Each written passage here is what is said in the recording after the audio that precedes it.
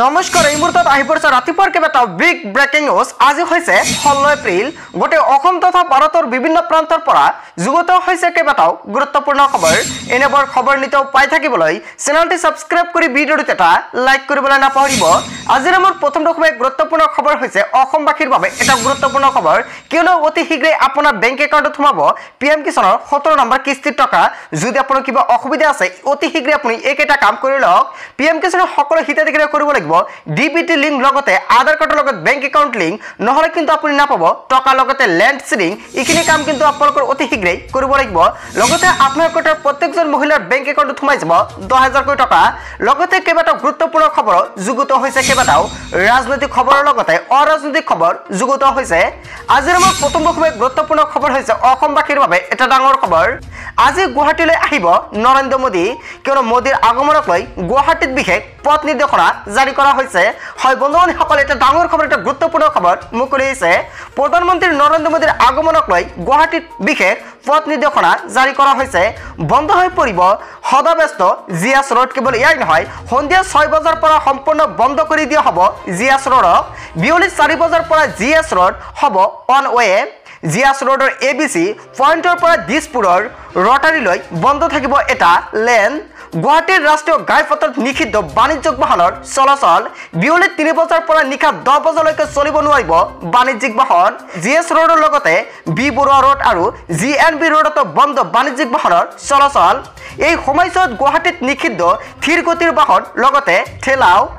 নিয়ন্ত্ৰণত হ'ব বিমানবন্দৰৰ পৰা খানাপাৰালৈ চলা চিটি বাছ। লগতে বৰজাৰৰ পৰা গুৱাহাটীৰ মাজেৰে খানাপাৰালৈ বাহনৰ যাতায়াতত নিষেধাজ্ঞা জাৰি কৰা হৈছে। জৰুৰীকালীন সেৱাৰ ক্ষেত্ৰত নাথাকিব এই নিৰ্দেশনা। প্ৰধানমন্ত্ৰী নৰেন্দ্ৰ মোদীৰ আগমনক লৈ গুৱাহাটীত বিশেষ পথ নিৰ্দেশনা। হয় বন্ধুসকল, অৱশেষতে ডাঙৰ খবৰ, এটা গুৰুত্বপূৰ্ণ খবৰ মুকলি হৈছে। তাৰপিছত অসমবাসী ৰাজুক জনাইছো আমাৰ 2 নম্বৰটো খুব গুৰুত্বপূৰ্ণ খবৰ, লগতে এটা ডাঙৰ খবৰ। নিৰ্বাচনৰ পূৰ্বে বিজেপিৰ বিৰুদ্ধে হাজাৰ হাজাৰ লোকৰ ভয়ংকৰ প্ৰতিবাদ। নিৰ্বাচনৰ পূৰ্বে বিজেপিৰ বিৰুদ্ধে ৰাজপথলৈ ওলাই আহিছে হাজাৰ হাজাৰ লোক। মোদীৰ লগতে অমিত শ্বাহৰ গুজৰাটত বিজেপি বিৰোধী প্ৰতিবাদ আৰম্ভ কৰিছে হাজাৰ হাজাৰ লোকে। গুজৰাটৰ হাজাৰ হাজাৰ ৰাজপুত সম্প্ৰদায়ৰ লোকে সাব্যস্ত কৰে এই ভয়ংকৰ প্ৰতিবাদ। কেন্দ্ৰীয় মন্ত্ৰী পুৰুষোত্তম ৰূপালাই লগতে ৰাজপুতসকলে অপমান কৰাৰ অভিযোগ উত্থাপিত হৈছে। ৰাজপুতসকলক উদ্দেশ্য প্ৰাৰ্থীগৰাকীয়ে কৰিছিল বিতৰ্কৰ মন্তব্য, আৰু এই মন্তব্যৰ পিছতে বিজেপিৰ বিৰুদ্ধে উত্তাল প্ৰতিবাদৰ সৃষ্টি হৈছে। কেন্দ্ৰীয় মন্ত্ৰীজনক অপহৰণৰ দাবীৰে ৰাজপথত উত্তাল কৰে ৰাজপুতসকলে। লগতে ৰাজকোট সমষ্টিৰ পৰা ৰূপলাৰ প্ৰাৰ্থিত্বৰ বিৰোধিতা ৰাজপুত সম্প্ৰদায়ৰ। কেন্দ্ৰীয় চৰকাৰৰ বিৰুদ্ধে প্ৰতিবাদকাৰীয়ে উজাৰিলে ক্ষোভ। নিৰ্বাচনৰ পূৰ্বে বিজেপিৰ বিৰুদ্ধে ৰাজপথলৈ ওলাই আহিছে হাজাৰ হাজাৰ লোক। হয় বন্ধুসকল, এটা ডাঙৰ খবৰ, এটা গুৰুত্বপূৰ্ণ খবৰ মুকলি হৈছে। ইয়াৰ বিষয়ত আপুনি কি ক'ব? চ' বন্ধুসকল, ভিডিঅ'খনৰ মূল কথালৈ যোৱাৰ আগতে আপোনালোকৰ ওচৰত এখন সৰু ৰিকুৱেষ্ট, যদি আপুনি প্ৰথমবাৰৰ বাবে মোৰ এই চেনেলটোত ভিজিট কৰিছে তেনে ক্ষেত্ৰত নিশ্চয় চেনেলটি ছাবস্ক্ৰাইব কৰি ৰাখিব। লগতে ভিডিঅ'টি ভাল লাগিলে এটা লাইক কৰি দিব। তাৰপিছত অসমবাসী ৰাজুক জনাইছো আমাৰ 3 নম্বৰটো খুব গুৰুত্বপূৰ্ণ খবৰ, লগতে এটা ডাঙৰ খবৰ। তাৰপিছত অসমবাসী ৰাজুক জনাইছো আমাৰ 4 নম্বৰটো খুব গুৰুত্বপূৰ্ণ খবৰ, লগতে এটা ডাঙৰ খবৰ। নিৰ্বাচনী সভাত আৰক্ষীক থমক মৌলানা বদৰুদ্দিন আজমলৰ। এই সপ্তাহৰ ভিতৰতে কোকৰাঝাৰত পঠিয়াই দিম বুলি হুংকাৰ প্ৰদান কৰিছে মৌলানা বদৰুদ্দিন আজমলে। নিৰ্বাচনী সভাত আৰক্ষীক থমক মৌলানা বদৰুদ্দিন আজমলৰ। এই সপ্তাহৰ ভিতৰতে আৰক্ষী বিষয়াক বদলি কৰি দিয়াৰ হুংকাৰ প্ৰদান কৰিছে মৌলানা বদৰুদ্দিন আজমলে। আৰক্ষী বিষয়াক টালি টোপলা বান্ধিবলৈ সময়সীমা বান্ধি দিলে আজমলে। কোকৰাঝাৰলৈ যাবলৈ সাজু থাকক ৰূপৈহাট থানাৰ ভাৰপ্ৰাপ্ত বিষয়াই।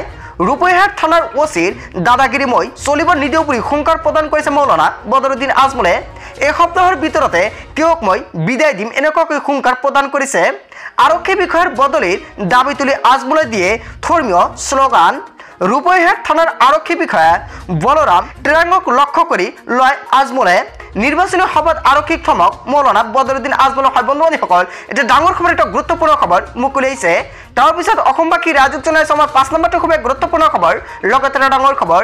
ইজৰাইলৰ ওপৰত ইছলামিক ৰাষ্ট্ৰৰ ভয়ংকৰ আক্ৰমণ। হয় বন্ধুসকল, আন এটা ৱৰ্ল্ড ব্ৰেকিং নিউজ মুকলি হৈছে। ইজৰাইলৰ ওপৰত ভয়ংকৰ আক্ৰমণ কৰিছে ইছলামিক ৰাষ্ট্ৰৰ। কেইবাটাও দিশৰ পৰা ইজৰাইলৰ ওপৰত ৰকেট নিক্ষেপ কৰিছে। নিশাই ইজৰাইলৰ ওপৰত ভয়ংকৰ আক্ৰমণ ইৰানৰ। ইৰাণ, ইৰাক লগতে ইয়েমেনৰ তৰফৰ পৰা বোমা বৰ্ষণ কৰা হৈছে।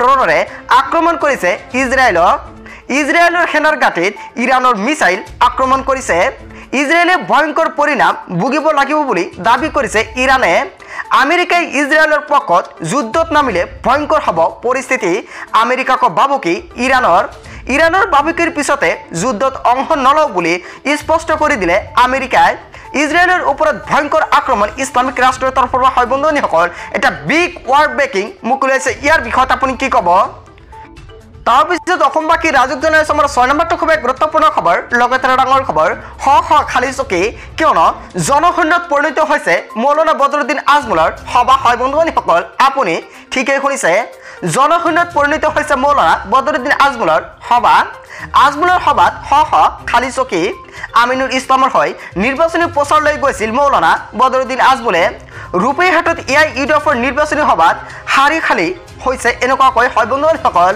পূৰ্বৰ দৰে বীৰ নাই আজমলৰ সভাত কেৱল হেলিকপ্টাৰ চাবলৈ ওলাই আহিছে সংখ্যালঘু লোকে হয় বন্ধুসকল জনসৈন্যত পৰিণত হৈছে অৱশেষত মৌলানা বদৰুদ্দিন আজমলৰ সভা তাৰপিছত অসমবাসী ৰাজুক জনাইছে আমাৰ 7 নম্বৰটো খুব গুৰুত্বপূৰ্ণ খবৰ লগতে ডাঙৰ খবৰ মোক কি বুলি ভাবিছে মুখ্যমন্ত্ৰী হিমন্ত বিশ্ব শৰ্মাই হয় বন্ধুসকল আকৌ এটা ডাঙৰ মন্তব্য কৰিছে অখিল গগৈয়ে মুখ্যমন্ত্ৰী হিমন্ত বিশ্ব শৰ্মাক অপেন চ্যালেঞ্জ বিধায়ক অখিল গগৈৰ মোক কি বুলি ভাবিছে মুখ্যমন্ত্ৰী হিমন্ত বিশ্ব শৰ্মাই দৰকাৰ হলে মুখ্যমন্ত্ৰী কেলেংকাৰীৰ ক্ষেত্ৰতে মই ব্যৱস্থা গ্ৰহণ কৰিম বুলি এনেকৈ হুংকাৰ প্ৰদান কৰিছে অখিল গগৈয়ে হিমন্ত বিশ্ব শৰ্মাই বিলগক ভয় খুৱাব মোক নহয় অখিল গগৈ কোনেও ভয় খুৱাব নোৱাৰে 2 নম্বৰী বিলাকৰহে ঠাই বিজেপি হত আৰু আদৰ্শ থকা মানুহ বিজেপিলৈ নাযায় মানুহ শেষ কৰিব পাৰি কিন্তু পৰাজিত কৰিব নোৱাৰি মোৰ ৰীতি সেইটো যেতিয়ালৈকে বিজেপিক পৰাভূত কৰিব নোৱাৰিম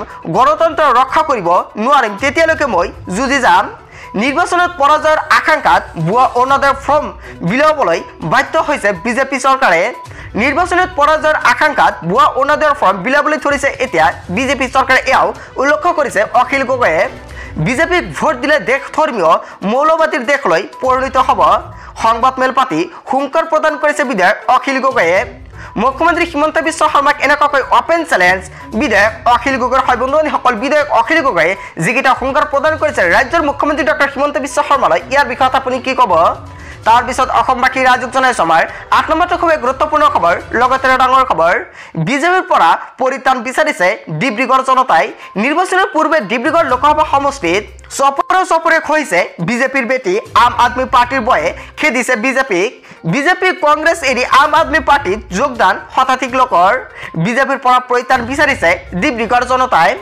তিনিচুকীয়াৰ 15 নং ৱাৰ্ডত আপৰ জনসভা আপ্ৰাতি মনস্থানৰ হৈ নিৰ্বাচনী প্ৰচাৰ চলালে দিল্লীৰ কেবিনেট মন্ত্ৰী ইমৰান হুছেইন লগতে আপৰ উত্তৰ পূবৰ পুৰবী ৰাজেশ শৰ্মাই হাতত জানুলৈ বিজেপিৰ বিৰুদ্ধে গজি উঠিল আপ্ৰাতি মনস্থানৰ হাৰিব বুলি গম পায়ও অৰুণোদয় আঁচনিৰ প্ৰপত্ৰ বিলাই ফুৰিছে বিজেপিয়ে কেজৰিৱালক গ্ৰেপ্তাৰ কৰি আপৰ উত্থান ৰখাব পাৰিম বুলি ভাবিছিল বিজেপিয়ে কিন্তু নোৱাৰিলে আম আদমি পাৰ্টিয়ে ভয় কৰিছে বিজেপিৰ 10 বছৰীয়া শাসনৰ ব্যৰ্থতাৰ ৰিপৰ্ট কাৰ্ড দাঙি ধৰিলে আপ্ৰাতি মনস্থানৰে বিজেপিয়ে উন্নয়নৰ নামত ৰাজ্যক কেৱল প্ৰতাৰণা কৰি থাকিলে মোদীৰ গ্যাৰান্টি মাৰাই মিছা গ্যাৰান্টি দেশত এতিয়া একমাত্ৰ বিশ্বাসযোগ্য গ্যাৰান্টি হৈছে কেজৰিৱালৰ গ্যাৰান্টি হয় বন্ধুসকল অসমৰ লগতে ভাৰতৰ বিভিন্ন প্ৰান্তৰ পৰা এইখিনি সৰু কেইটামান গুৰুত্বপূৰ্ণ খবৰ যুগুত হৈছিলে ভিডিঅ'টি ভাল লাগিলে লাইক কমেন্ট শেয়াৰ কৰিব আৰু যদি এতিয়ালৈকে চেনেলটি সাবস্ক্ৰাইব কৰা নাই তেন্তে এনেকুৱা নতুন ইনফৰমেটিভ তথা হেল্পফুল ভিডিঅ' পাবলৈ হলে চেনেলটি